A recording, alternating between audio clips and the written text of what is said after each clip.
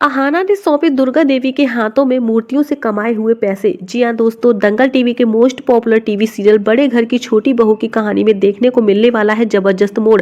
अहाना और उसकी महिला टीम को मिला उसकी मेहनत का फल, और अहाना ने दुर्गा देवी को सौंपी मूर्तियों से कमाए हुए पैसे।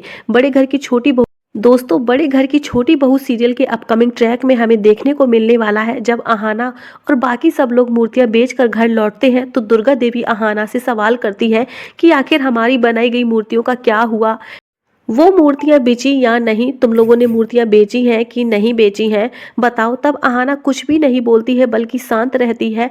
अब ये देखकर दुर्गा देवी का दिल जो है वो बैठ जाता है। दुर्गा देवी काफी ज्यादा घबराने लगती है। तभी अहाना अपने पीछे से बहुत सारे पैसे निकालती है और दुर्गा देवी के हाथों में सौंप देती है।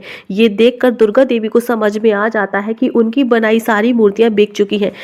ये देखकर दुर्गा देवी की आंखों से आंसू बहने लगते हैं और वो काफी ज्यादा इमोशनल हो जाती है और अहाना से कहती है कि मुझे तो विश्वास ही नहीं हो रहा कि मेरी बनाई गई मूर्तियां बेचकर हम पैसे भी कमा सकते हैं और ये हुनर इतना काम आ सकता है, ये तो मैंने कभी सोचा ही नहीं था।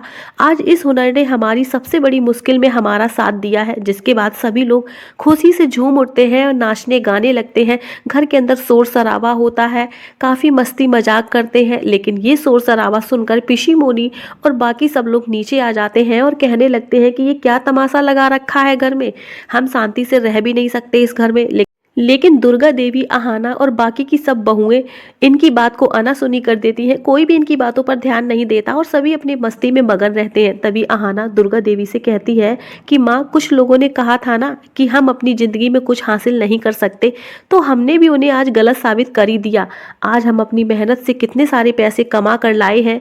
इसके बाद दुर्गा देवी अंगना से कहती हैं कि अब हम पूरी मेहनत करेंगे और घर से ही बहुत सारे बिजनेस खोलेंगे। इसके बाद अहाना भी दुर्गा देवी की बात से सहमत हो जाती है और तीनों बहुएं और मिली बहुत ज्यादा खुश होती हैं। लेकिन इसी बीच अब कहानी एक नया मोड़ लेने वाली है, क्योंकि अब अर्जुन को इस बात का डर लगने लगा है कि इस तरह से तो अहाना उससे और भी ज्यादा आगे निकल जाएगी और उसका एटीट्यूड और भी ज्यादा बढ़ जाएगा और वो ऐसा नहीं होने दे सकता। इसलिए वो फिर से अहाना को धमकी देता है कि अगर वो मूर्तियां बनाना नहीं छोड़ेगी तो इस घर में नहीं रह सकती है। लेकिन अहाना साफ तौर पे कह देती है कि ये मेरी माँ का घर है और इससे मुझे आप बाहर नहीं निकाल सकते। लेकिन इन सब के बाद क्या अहाना और उसकी महिला शक्ति अपने सपनों और मान सम्मान को हासिल कर पाएगी?